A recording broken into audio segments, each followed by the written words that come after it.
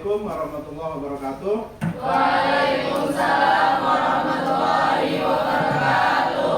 Selamat pagi anak-anak. Pagi. Bagaimana kabarnya hari ini? Sehat? Alhamdulillah sehat. Alhamdulillahirobbilalamin. Kalau pagi hari ini kita masih diberikan kesehatan oleh Allah Subhanahu wa taala. Jadi pada kesempatan pagi hari ini insya Allah nanti kita sama-sama akan belajar mengenai materi tentang mempertahankan kejujuran sebagai cermin kepribadian. Namun sebelum pembelajaran pada kesempatan pagi hari ini kita mulai, marilah terlebih dahulu kita awali dengan sama-sama berdoa memohon kepada Allah Subhanahu wa taala. Mudah-mudahan pertemuan kita pada kesempatan pagi hari ini mendapatkan ilmu yang bermanfaat. Untuk berdoa kami persilakan kepada ketua kelas untuk memimpin doa. Silakan. Ista'idun istiadanul kiamat. Bismillahirrahmanirrahim. Alhamdulillahi rabbil alamin. Ar-Rahmanirrahim. Maliki yaumiddin. Iyyaka na'budu wa iyyaka nasta'in. Ihdinas siratal mustaqim. Siratal ladzina an'amta 'alaihim ghairil maghdubi 'alaihim waladdallin. Amin. Bismillahirrahmanirrahim. Raditu billahi rabban wa bil islami dinan wa bil muhammadin nabiyyan wa rasulah. Rabbi zidni ilma warzuqni fahma. Amin ya rabbal alamin. Selanjutnya akan Pak Guru absen. Adi Yoga Pratama hadir. Aiga Ratabita, Aditya Dewangga, Denaila Widyasuti, Hadir. Hendrik Mai Mustaqim, Salsabila, Hadir. Firda. Hadir. Alhamdulillah banyak yang hadir. Untuk teman kalian yang tidak hadir atau sakit, mudah-mudahan diberikan kesembuhan oleh Allah Subhanahu wa taala. Amin. Baik, lanjut pada kesempatan pagi hari ini kita akan membahas bab 3 tentang mempertahankan kejujuran sebagai cermin kepribadian. Untuk anak-anakku semua, ada yang tahu apa itu jujur? Ya. Ada yang tahu? Nanti kita akan sama-sama bahas. Terlebih dahulu kita akan sama-sama perhatikan kompetensi dasar yang akan kita sama-sama lalui. Yang pertama, meyakini bahwa jujur adalah pokok daripada ajaran agama. Itu yang pertama. Yang kedua, menunjukkan perilaku jujur dalam kehidupan sehari-hari. Dan yang ketiga, menganalisis manfaat kejujuran dalam kehidupan sehari-hari. Dan yang terakhir atau yang keempat, menyajikan kaitan antara contoh perilaku jujur dalam kehidupan sehari-hari dengan keimanan. Jadi itu kompetensi dasar yang akan kita lalui bersama-sama. Lanjut, yang selanjutnya ini adalah tujuan daripada pembelajaran yang akan kita sama-sama lewati. Yang pertama, mendiskusikan manfaat kejujuran dalam kehidupan sehari-hari. Yang kedua, menganalisis manfaat kejujuran dalam kehidupan sehari-hari. Yang ketiga, menunjukkan kaitan antara contoh perilaku jujur dalam kehidupan sehari-hari dengan keimanan. Dan yang keempat, menyajikan kaitan antara contoh perilaku jujur dalam kehidupan sehari-hari dengan keimanan. Baik, selanjutnya kita masuk di definisi atau pengertian jujur. Ada yang tahu pengertian jujur? Ada. Apa? Cerita adanya. Cerita apa adanya. Yang laki-laki, ada yang tahu? Nggak ada yang tahu? Mungkin kemarin pada tidur semua ya. Yang lain ada yang tahu? Definisi jujur? Berkata benar. Jadi definisi jujur kalau dalam bahasa Arab itu disebut dengan sidik atau as-sidqu. Yang maknanya apa? Yang maknanya adalah berkata benar. Benar itu apa? Benar itu sama artinya dengan nyata. Jadi betul tadi yang disampaikan teman kalian, bahwasanya jujur itu adalah berkata apa adanya atau sesuatu tersebut terjadi real, tidak direkayasa. Itu pengertian jujur secara bahasa. Terus lanjut yang kedua, pengertian jujur secara istilah. Secara istilah jujur itu dibagi menjadi 4. Yang pertama, kesesuaian antara ucapan dan perbuatan. Jadi kita ketika mengucapkan sesuatu atau mengatakan sesuatu tersebut adalah real atau nyata, tidak ditambah-tambah. Yang kedua, kesesuaian antara informasi dan kenyataan. Ketika kita menyampaikan informasi harus sesuai dengan fakta, tidak boleh berkata bohong. Kalau istilah kerennya sekarang adalah hoax. Apa itu hoax? Berarti hoax itu artinya sama aja kita menyebarkan informasi, menyampaikan informasi yang informasi tersebut tidak sesuai dengan kenyataan. Lanjut yang ketiga, ketegasan dan kemantapan hati. Dan yang keempat, jujur. Dan yang keempat, jujur secara istilah adalah sesuatu yang baik tanpa dicampuri dengan kedustaan. Jadi itu jujur, definisi jujur secara istilah.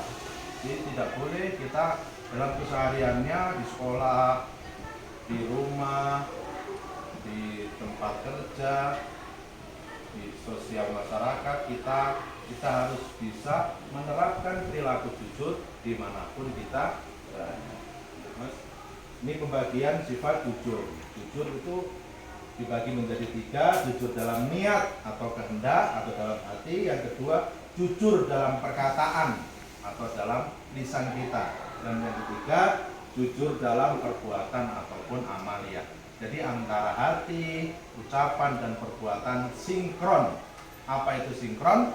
Nyambung. Lanjut. Jadi Hujjatul Islam Imam Al-Ghazali radhiyallahu an membagi syukur, sifat jujur itu menjadi 3. Apa itu? Imam Al-Ghazali membagi sifat jujur. Yang pertama, jujur dalam niat atau dalam berkehendak. Jadi tiada dorongan bagi seseorang dalam segala tindakan kecuali gerakannya didorong karena niat, karena Allah Subhanahu wa ta'ala, bukan karena yang lain, bukan karena ingin dipuji, bukan karena ingin disanjung. Yang kedua, jujur dalam perkataan atau dalam lisan, yaitu sesuatu berita yang diterima dengan yang disampaikan. Setiap orang harus dapat memelihara perkataannya. Jadi ia tidak berkata kecuali dengan perkataan yang jujur. Jadi barang siapa menjaga lidahnya, barang siapa menjaga lisannya dengan cara selalu menyampaikan berita yang baik, berita yang sesuai dengan faktanya, maka orang tersebut masuk dalam kriteria yang ini. Jadi menepati janji termasuk daripada sifat jujur. Yang ketiga, jujur dalam perbuatan atau dalam amalia, yaitu beramal dengan sungguh-sungguh sehingga perbuatan zahirnya tidak menunjukkan sesuatu yang ada dalam batinnya dan menjadi tabiat bagi dirinya. Jadi itu mungkin kalian sering mendengar hadis dari baginda Rasulullah SAW yang di situ dijelaskan bahwasannya orang munafik itu kata baginda Rasul dibagi menjadi berapa? Menjadi 3. Betul. Yang pertama, ciri-ciri daripada orang munafik adalah apabila berkata ia dusta. Yang kedua, apabila ia berjanji ia ingkar. Dan yang ketiga adalah ketika orang tersebut dikasih amanat, diberikan amanat, dia mengkhianati. Makanya kita tidak boleh masuk dalam 3 kategori tersebut. Kalau ada salah satu daripada 3 kategori tersebut dalam diri kita, maka kita semua termasuk daripada orang yang munafik. Alhamdulillah ini Quran surah Al-Maidah ayat ke-8. Mari kita sama-sama baca. 1, 2, 3. Bismillahirrahmanirrahim. Ya ayyuhalladzina amanu kunu qawwamina lillahi syuhada'a bil qist wa la yajrimannakum shana'anu qaumin ala alla ta'dilu i'dilu huwa aqrabu lit-taqwa wattaqullah innallaha khabirum bima ta'malun. Yang artinya, wahai orang-orang yang beriman, hendaklah kamu menjadi orang-orang yang selalu menegakkan kebenaran karena Allah, menjadi saksi dengan adil, dan janganlah sekali-kali kebencianmu terhadap suatu kaum mendorong kamu untuk berlaku tidak adil. Berlaku adillah, karena adil itu lebih dekat kepada takwa, dan bertakwalah kepada Allah. Sesungguhnya Allah mengetahui apa yang kamu kerjakan. Surah Al-Maidah ayat 8. Untuk selanjutnya kita akan sama-sama membahas kandungan daripada surah Al-Maidah ayat ke-8. Apa kandungan dari surah Al-Maidah? Yang pertama adalah Allah Subhanahu wa Ta'ala memerintahkan kepada orang-orang yang beriman untuk melaksanakan semua aktivitas dengan penuh ketelitian, dengan penuh kejujuran dan keikhlasan hanya karena Allah Subhanahu wa Ta'ala. Baik itu aktivitas mahdhah maupun aktivitas ghairu mahdhah. Yang kedua, ketika seorang muslim menjadi saksi, prinsip yang harus ditegakkan adalah saksi yang adil adalah saksi yang jujur, berani mengatakan hal yang sebenarnya, tidak menambah-nambahi apalagi mereka kasar. Yang ketiga, kebencian terhadap suatu kaum jangan sampai membuat seorang muslim salah dalam bersikap dan juga salah dalam berbuat tidak adil. Sebab dengan berbuat tidak adil mengakibatkan ketidakjujuran atau mengakibatkan kebohongan. Dan isi kandungan surah Al-Maidah ayat 8 yang terakhir adalah umat Islam diperintahkan untuk berlaku adil dalam segala hal.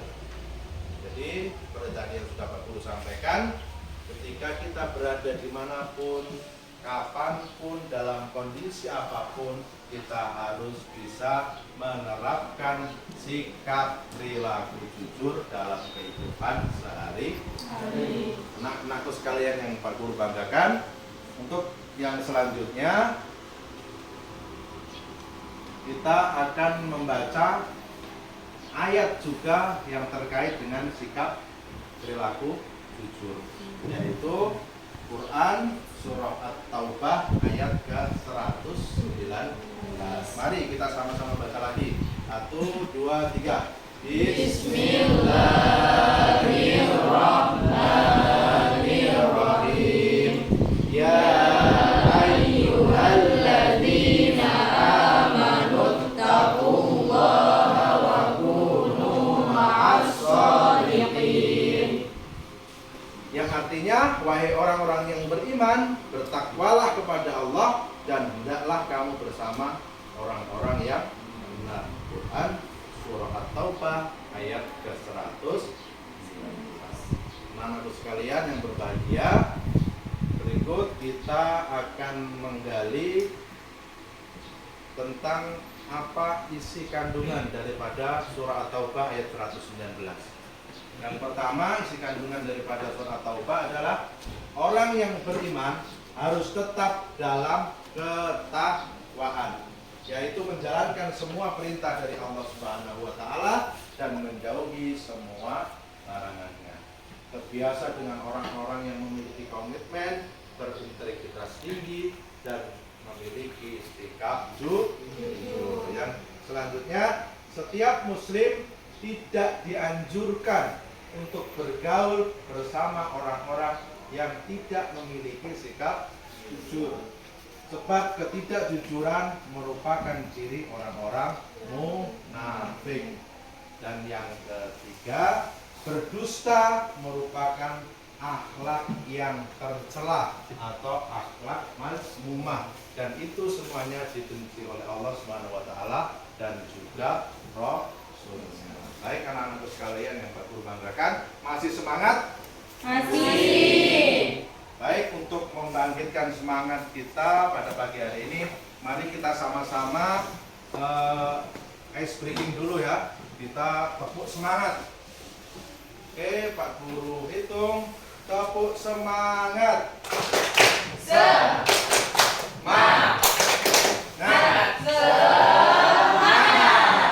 Ulangi satu kali lagi, biar lebih semangat. 1, 2, 3. Tepuk semangat.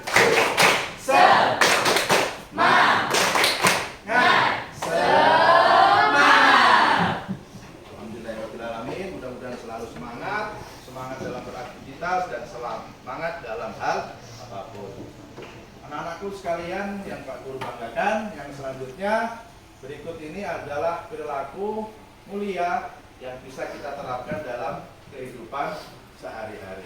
Yang pertama adalah meminta izin atau berpamitan kepada kedua orang tua ketika kita mau pergi atau hendak pergi ke manapun. Dan kita harus jujur, jangan sampai kita izin ke orang tua, pamitnya izin ke rumah teman, ternyata main dengan nggak boleh ya. Yang kedua, tidak meminta sesuatu di luar kemampuan kedua orang tua. Anakku, jadi kita harus ingat saat ini kondisi perekonomian kita di Indonesia itu sedang sulit, maka kita tidak boleh memaksakan kehendak diri kita tanpa melihat bagaimana kondisi kedua orang tua. Kita harus tahu, kita harus jeli bagaimana orang tua membiayai banyak hal, tidak hanya membiayai kita, tapi memenuhi segala kebutuhan kita, kebutuhan di rumah, kebutuhan adik kita untuk sekolah dan lain sebagainya. Yang ketiga, mengembalikan uang sisa belanja meskipun kedua orang tua tidak mengetahuinya. Nah, ini yang sering terjadi. Ayo siapa yang angkat tangan yang biasanya kalau disuruh orang tuanya ada uang kembalian tapi tidak dikembalikan, mau dibelikan yang lain. Ada di sini? Ada, tapi kayaknya malu-malu. Yang keempat, melaporkan prestasi hasil belajar kepada orang tua meskipun dengan nilai yang kurang memuaskan. Jadi sebentar lagi nanti kalau habis ulangan, habis tes, kalian terima raport, maka jangan disembunyikan rapotnya, tapi dikasih tahu kepada orang tua. Apapun hasil daripada yang kalian peroleh, insya Allah orang tua akan menerimanya. Yang selanjutnya, tidak memberi atau meminta jawaban kepada teman ketika sedang ulangan atau ketika sedang ujian. Ayo, siapa yang ujian sering nyontek? Ayo, diam semuanya atau nyontek semuanya ini? Tidak boleh ya. Yang keenam, mengatakan dengan sejujurnya alasan keterlambatan datang atau ketidakhadiran ke sekolah. Jangan sampai izin kepada bapak ibu guru sakit, ternyata main ke tempat temannya main game. Boleh ya.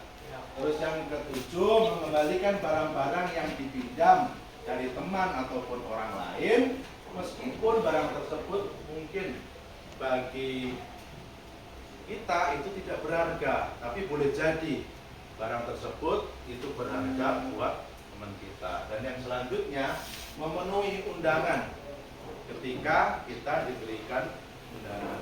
Ketika kita tidak diberikan undangan, ya tidak berangkat. Tapi ketika kita diberikan undangan dan tidak ada udzur syar'i, maka kita wajib untuk memenuhi undangan tersebut. Yang sembilan, tidak menjanjikan sesuatu yang kita tidak mampu untuk memenuhi janji tersebut. Jangan karena kita ingin dipuji, kita ingin disanjung, maka kita janji pada teman-temannya, kalau misalnya saya seperti ini, nanti saya akan memberikan hadiah yang tidak masuk akal. Tidak boleh ya. Yang ke-10, mengembalikan barang yang ditemukan kepada pemiliknya melalui pihak yang bertanggung jawab. Jadi kalau kita menemukan sesuatu, kita harus berusaha untuk mencari siapa pemiliknya. Jangan langsung kita ambil. Yang terakhir, membayar sesuatu sesuai dengan harga yang telah disepakati. Kalau di kantin misalnya kalian beli minuman harganya sudah ditetapkan segitu, apalagi di supermarket harganya 7.000 misalnya, kita tidak boleh menawar, tidak boleh dan tidak bisa ditawar karena itu semuanya sudah ditetapkan. Anak-anakku sekalian yang Pak Guru banggakan, untuk selanjutnya akan Pak Guru sampaikan tentang kejujuran dan keimanan. Yang pertama, menjadikan nilai-nilai kejujuran sebagai prinsip hidup bagi seseorang yang beriman. Jadi kita kalau merasa menjadi orang yang beriman, maka kita harus mampu untuk menanamkan prinsip kejujuran dalam hati dan perbuatan kita. Yang kedua, kejujuran merupakan manifestasi beriman, baik itu beriman kepada rukun iman maupun beriman kepada rukun Islam. Yang ketiga, bertekad kuat untuk menghindari setiap kebohongan, pemalsuan dan juga penipuan. Jangan sekali-kali kita membiasakan diri untuk menipu atau berlaku berkata tidak jujur, karena itu semuanya nanti akan menjadi kebiasaan. Satu kali kita melakukan kebohongan, selanjutnya akan diikuti dengan kebohongan yang lain. Yang selanjutnya, bertanggung jawab dan memiliki integritas yang tinggi dalam memerangi ketidakjujuran. Yang selanjutnya, komitmen bahwa kejujuran merupakan landasan di dalam bersikap, di dalam bertindak. Ketika bergaul dengan teman, ketika bergaul dengan tetangga, dan bergaul dengan seluruh umat manusia. Yang selanjutnya, selalu berusaha untuk meningkatkan kualitas diri menjadi pribadi, menjadi manusia yang jujur, bertanggung jawab, profesional, dan memiliki perilaku atau memiliki sikap yang mulia. Yang ketujuh, berusaha mencari jalan keluar untuk mengatasi kondisi lingkungan kerja yang terbiasa dengan ketidakjujuran, kebohongan, dan juga kemunafikan. Kalau kita mungkin belum bekerja, ketika kita di sekolah, ketika kita di rumah, di masyarakat, kita memiliki atau melihat orang yang melakukan ketidakjujuran, maka kita harus berusaha untuk bisa mencegahnya. Dan yang terakhir, tidak mudah putus asa dalam melakukan kebenaran, tidak mudah putus asa dalam menegakkan kejujuran dan juga keadilan. Baik anak-anakku sekalian yang berbahagia, yang selanjutnya berikut ini adalah contoh perilaku jujur yang bisa kita terapkan dalam kehidupan kita sehari-hari. Apa itu? Jadi tidak berbohong kepada seseorang, atau kita tidak boleh berbohong kepada siapapun, baik kepada teman, apalagi jujur. Hikmah dari perilaku jujur adalah dicintai oleh Allah dan juga Rasulnya. Yang kedua apa? Perasaan kita itu akan tenang. Perasaan kita itu tidak was-was. Karena apa? Karena kita memiliki sikap jujur. tidak takut akan diketahui kebohongannya, karena kita memang tidak berbohong. Terus yang ketiga apa? Selamat dari azab dan bahaya. Selamat dari azab dan bahaya. Terus yang keempat apa yang laki-laki coba? Mendapatkan keberkahan dari Allah Subhanahu wa Ta'ala. Dan yang terakhir apa? Mendapat kemudahan dalam siang. Kita akan mendapatkan kemudahan dalam kehidupan kita sehari-hari. Dan mudah-mudahan kita berharap kita pun nanti di akhirat oleh Allah Subhanahu wa Ta'ala akan diberikan kemudahan untuk memasuki surga. Amin ya Rabbal Alamin. Anak-anakku sekalian yang berbahagia,